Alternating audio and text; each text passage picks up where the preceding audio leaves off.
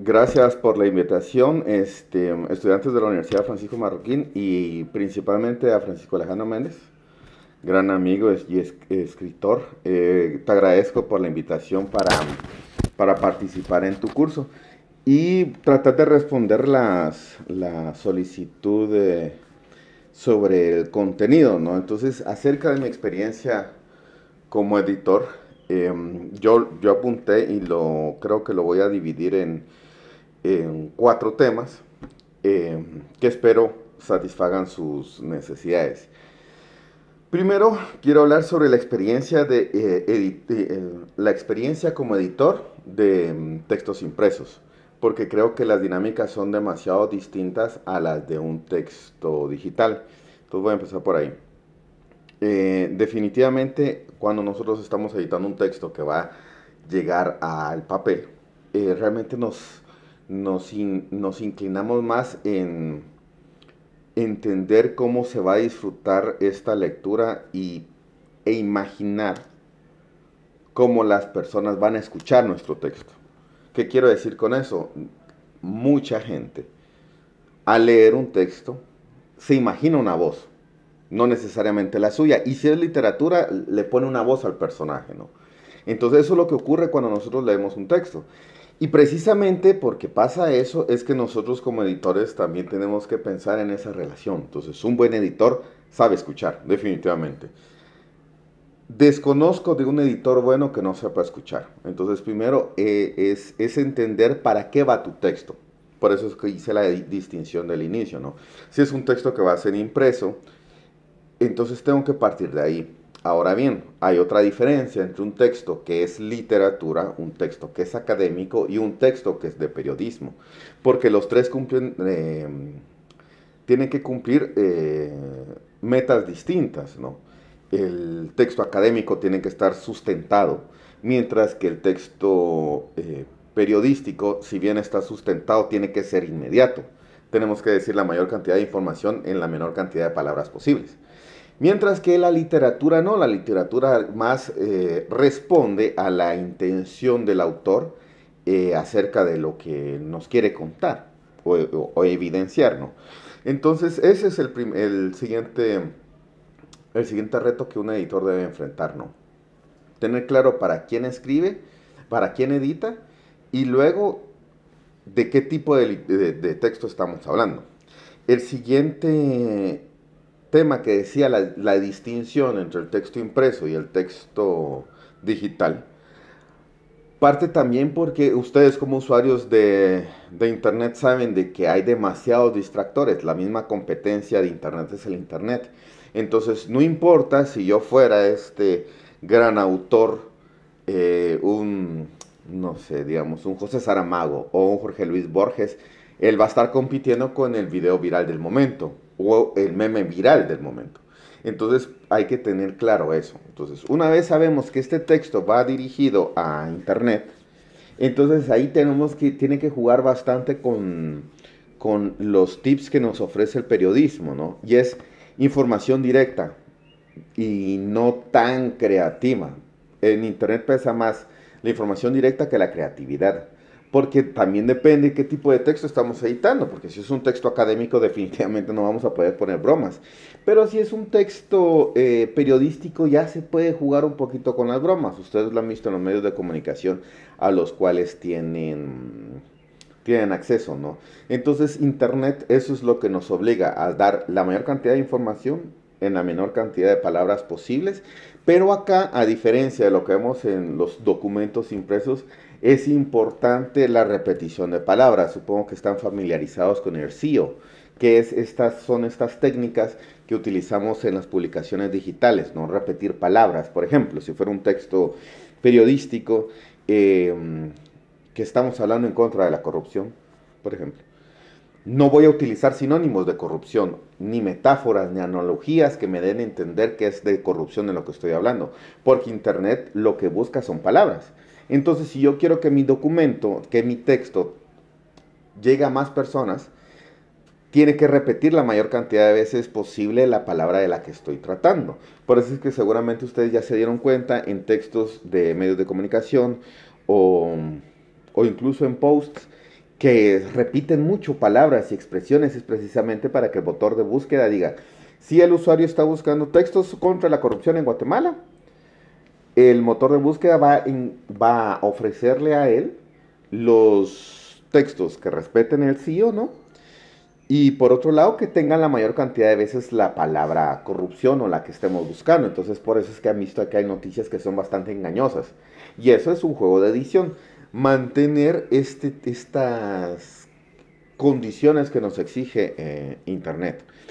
Eso cuando son textos abiertos, lo voy a llamar, textos que se pueden modificar como una publicación en Internet.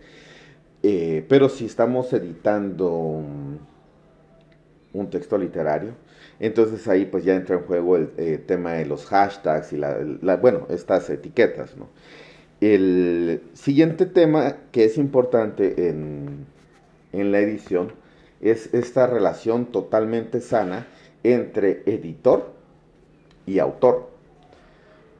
Porque el autor no necesariamente pone en claro las ideas que quiere expresar. Esto aplica para textos académicos, para literatura y para periodismo. A veces el autor, aunque sea experto, uno o se hace bolas o él asume que su lector sabe de lo que está hablando y que es versado en el tema, y entonces parte de ahí, y no necesariamente es así. Entonces nosotros como editores lo que tenemos que hacer es precisamente encontrar esos errores técnicos y recordar al autor de que no todos son expertos en la materia, ¿no?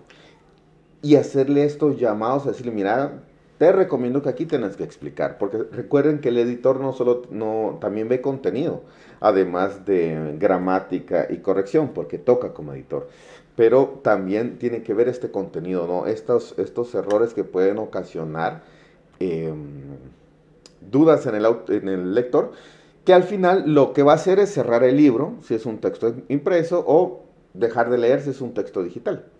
Porque si yo como lector me confundo, pues, obviamente no sigo leyendo. Claro, si es un texto académico que habla sobre la hermenéutica, pues no voy a explicar qué es la hermenéutica, pero si empiezo a citar autores, pues al menos tengo que recordarle, si empiezo a citar fuentes demasiado antiguas o complicadas, tengo que repetirle o aconsejarle al autor que no todos tienen estos alcances, ¿no?